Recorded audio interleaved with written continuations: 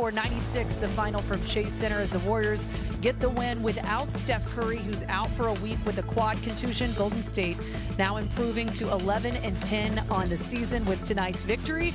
And we welcome you outside to the Gatehouse in Thrive City at Chase Center for Warriors Postgame Live, brought to you by Toyota Larbred alongside NBA champion Festus Ezeli. Rod Brooks with us this Saturday night as well. And the Pelicans surely did not make this easy for the Warriors tonight, but the Warriors offense turning it on late in the game. They end up with 5 players in double digits. Yeah, if you watch this game in the first half, it was a grinded out, just ugly offense, just trying to figure out a way to find something going. The Warriors were, the Pelicans were, and the Warriors on one hand trying to play without Steph and find a new way to get going. GP2 was a revelation in that first half. He was cutting, playing off of Jimmy Butler. I thought Dream did a great job of getting Jimmy going. Great passes from him, getting some guys, but just could not buy a basket. Scary moment when Jimmy fell down, all the things. But ultimately, it came down to the second half, making some shots, getting some stuffs in key moments, and the Warriors just starting to get a rhythm at the end of the game. Life without Steph looked pretty bleak there, very bleak in the first half with the Warriors starting on threes, 2 for 22. But it's amazing what you can do when you go to the basket. And eventually, the Warriors started going to the basket, finishing with 52 points in the paint. Woo! All-around effort. Say it again, well. say it again. 52 points in the paint. Oh, wait, I got something even better for you. Only 10 turnovers for the entire game. That's a miracle. When the Warriors don't turn the ball over and they're getting extra shots, even if the three is not falling. Well, the Warriors take 93 shots, but they got 14 offensive rebounds and 16 second chance points. They worked smarter instead of working harder. Yeah, as you know at home, the Warriors, one of the worst teams in the NBA this season as far as turnovers. So that number, very impressive for the Warriors tonight. But that's something that they can build on. I understand the Pelicans have only won 3 games on the entire season, but you take that turnover number, you build on that, you realize, hey, as a team, we're able to control the basketball, and you can take that and build momentum moving forward. Now, of course, you got the Thunder on Tuesday. That's not going to be easy. Well, these kind of games are some of the games the Warriors have struggled with all season long. Coming into tonight, I think the Warriors are 4-6, playing against teams that are under 500 in the NBA. So these are young, athletic teams that run up and down. They're excited to play against the Warriors. They come in here, their offensive rebounds. The Warriors turn the ball over normally. But tonight, doing a much better job playing clean basketball. It was tough to buy a basket in the first half. Just one for, it was 9% for the three-point line. Yeah. That's a tough way to play. I thought GP2 did a great job of just setting an example. Cut to the basket.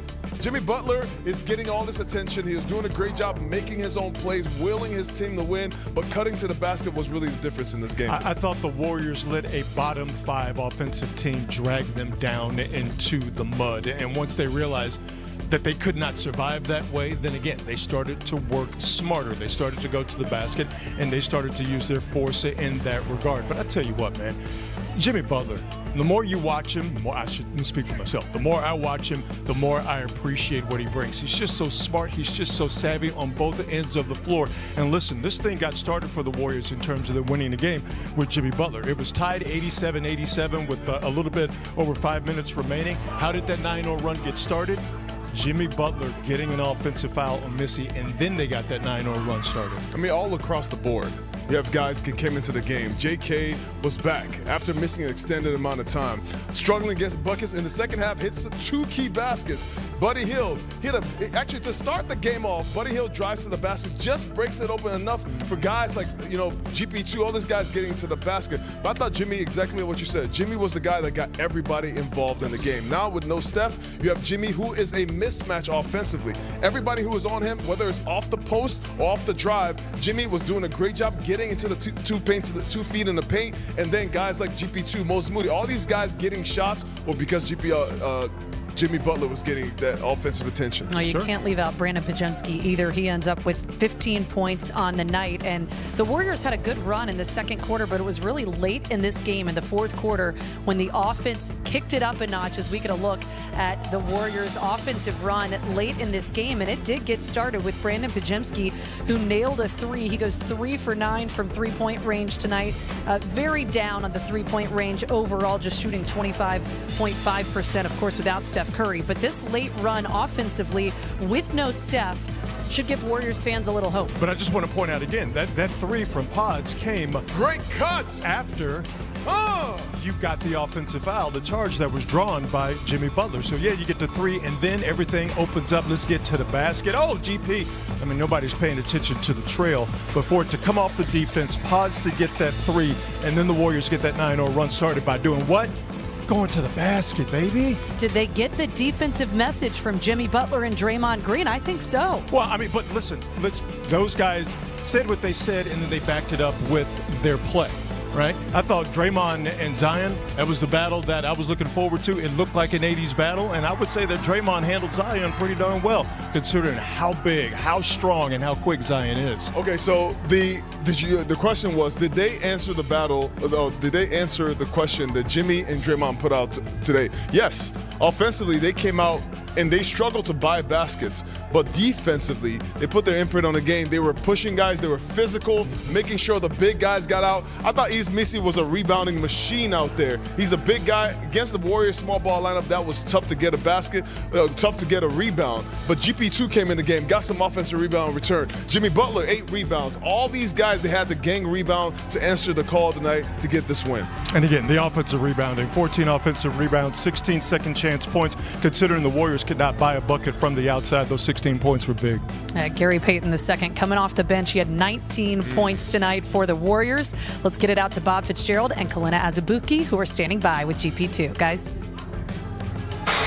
So Gary Payton, 19 points, 11 rebounds, 1 off your career high.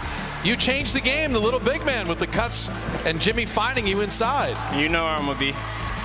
So they know where I'm going to be. So if they need some help or an outlet, you know where to find me. I was about to ask about that. Like, where did that start for you, the little big man? No one works a short corner like you, hangs around the basket, cuts, rolls to the basket.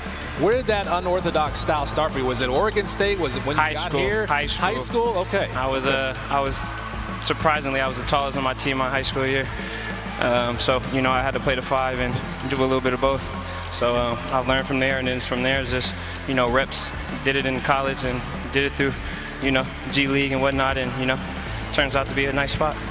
Gee, you've had Steve Kerr talk about commit fewer turnovers, and the Warriors now are 10-1 when that happens. Are you guys tired of hearing that, or is it just like we're going to stop turning it over? I hope not. We're winning games when we don't, so I think we should keep doing it. What do you like about what you guys did defensively? Because you guys mixed it up, you went zone, you got a bunch of deflections, got some steals, got your activity up. Yeah, that was it. Like you said, activity. We had to be more active in the gaps and have each other's back. So once we do that, have each other's back and rebound and limit to one-shot possessions and get out and run, you know, we can do some things on the other side. What'd you have for Thanksgiving that allowed that ankle to heal so quickly? about 4 good plates of Monique's great food. Wherever there she is right there. Monique's great food. So shout out Mo.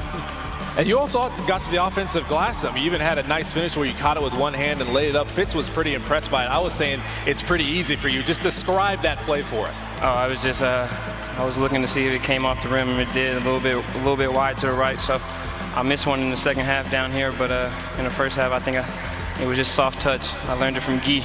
Shout out Guy Santos. Nice. Gee, we'll let you go with this one. You're the only guy on the team that calls 30 one name. Shout out Wardell. We had to have his back today, so we got to have his back for a couple more games. So let him rest and get back. So I think we got it. We got it. Hey, 19 points, 11 rebounds, 1 off your career high. The little big man, you changed the game. Monique's cooking gets the victory tonight. Thanks for stopping. We appreciate it. Yeah, thanks, guys. Happy holidays. That is good. But also he had 3 assists. Like, he's also creating shots for his teammates. What I love about GP2 is he is a low-maintenance player. He doesn't need the basketball to be effective. Defensively, I thought he did a great job, put his imprint on the game, making sure guys felt his presence right there. But then offensively, he went and grabbed offensive rebounds. He got 4 offensive rebounds. That's huge for a team that's really struggling on the boards. This is the smallest guy going against some of the biggest guys.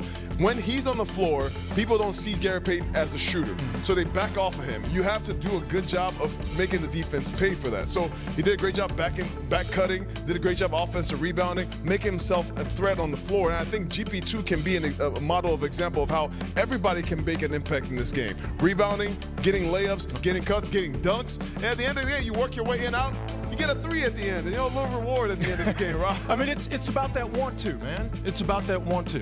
Go get the ball. Make yourself an indispensable presence on the floor. Gary Payton, the third, the second, the third. GP2, the second. We'll go with I don't know why I gave him another one. Yeah, why not?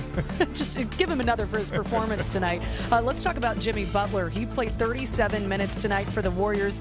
He was their leading scorer with 24 points. He was a team leader, and that's what he's doing. He's doing it with his words, but he's also doing it with his play on the court. Listen, scary moment right there, LB, where he fell on his back, on his hip, and Jimmy, being the leader, they just called his team out saying, we have to get this thing done. He knew how important he was to this team tonight. And he came out, he backed it up, bounced right back on the floor, got layups, got free throws, got assists, got rebounds, everything the team needed tonight. Jimmy put his cape on because he was Batman tonight. And again, I want to shout him out from an offense.